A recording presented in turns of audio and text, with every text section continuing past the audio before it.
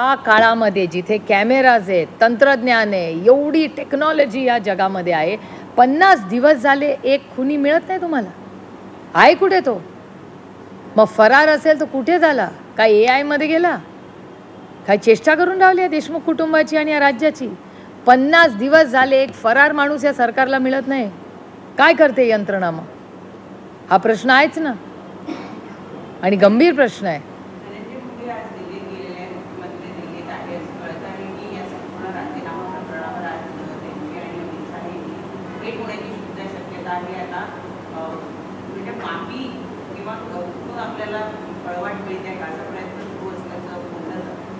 मला याची काय माहिती नाही आणि इट्स नॉट माय बिझनेस इदर. माझा लिमिटेड पॉईंट आहे की 50 दिवसापूर्वी ह्या राज्यातल्या एका मुलाची हत्या झाली.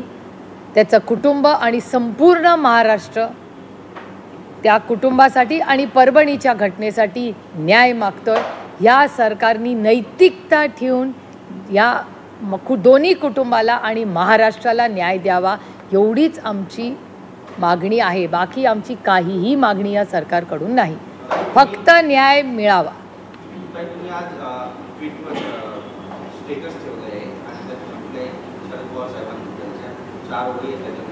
नाही त्या मला कोणीतरी पाठवलं पण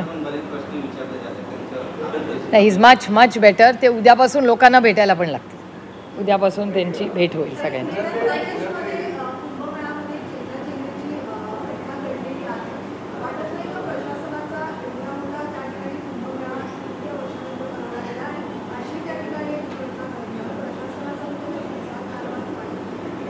मला सांगता येणार नाही, कारण का माझा या विषयाचा अभ्यास लिमिटेड आहे. तुमच्याचकडून जे TV वरनं कळतं एवढ्यावरनंच. पण एक गोष्ट बघितली मी, निरंजन देवीजींचं स्टेटमेंट पाहिलं. निरंजन देवी ह्या माझ्यावर अनेक वर्ष खासदार होत्या, मंत्री होत्या.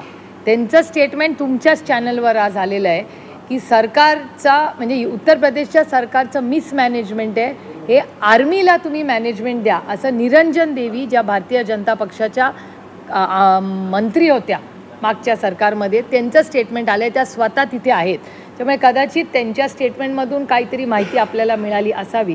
जर निरंजन देवीच म्हणतायत की मिसमॅनेजमेंट आहे, ज्या स्वतः तिथे आहेत, भारतीय जनता पक्षामध्ये मंत्री होत्या, तर जर त्याच जर म्हणत असतील तर शिक्कामोर्तब झालंच आहे ना त्याच्यावर.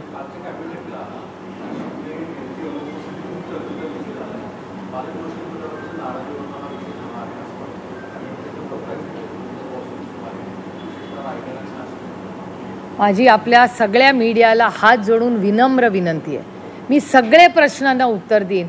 मला पालकमंत्री पदावर खरंच विचारू नका, माझी हात जोडून विनंती. बाकी कुठलाही प्रश्न विचारा, मी म्हणजे माझे पर्सनल लाईफचे विचारले तरी चालेल, पण पालकमंत्र्यांवर विचारू नका. कारण का माझा या विषयाचा अभ्यास खूप कमी आहे, हे मी प्रांजळपणे कबूल करते. ती पोस्ट कॉन्स्टिट्युशनल आहे का नॉन कॉन्स्टिट्युशनल आहे हे ह्याच्यावर कधीतरी वेगळी आपण चर्चा करू शकतो. पण ह्या राज्यामध्ये जेव्हा महागाई, बेरोजगारी, भ्रष्टाचार एवढं मोठं आव्हान, फिस्कल डेफिसिटचा एवढा मोठा नीती आयोगचा रिपोर्ट आलेला आहे, संतोषच्या आज हत्येला 50 दिवस झालेले आहेत, फरार आहे अजून त्यातला एक खुनी, सोमनाथला अजून न्याय मिळालेला नाही आहे, अशी भयानक परिस्थिती असताना जर सरकारच्या कॅबिनेटमध्ये जर पालकमंत्र्याबद्दलच वादविवाद होत असतील तर खरंच बाबा रामकृष्ण हरी. माझी म्हणजे मी याबद्दल दिलगिरी व्यक्त करते की ह्या प्रश्नाचं उत्तर मला देणं अशक्य आहे.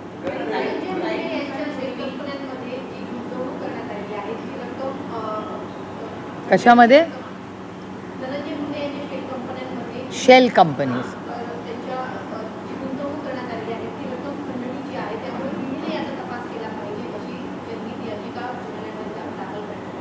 नाही, कसं आहे, आपल्याला जर आठवत असेल तर देशमुख साहेबांवर जेव्हा आरोप झाले तेव्हा IQ बातमींवर झाले.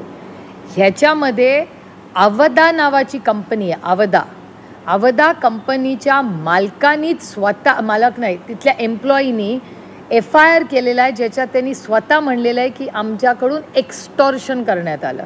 ह्या देशामध्ये PMLA ॲक्ट जेव्हा आणला, तो मनमोहन सिंग साहेबांनी आणला, आणि त्याच्यात PMLA ॲक्टमध्ये एक्स्टॉर्शन हा या देशात गुन्हा आहे. तो लागला तर ED लागते तुमच्यावर.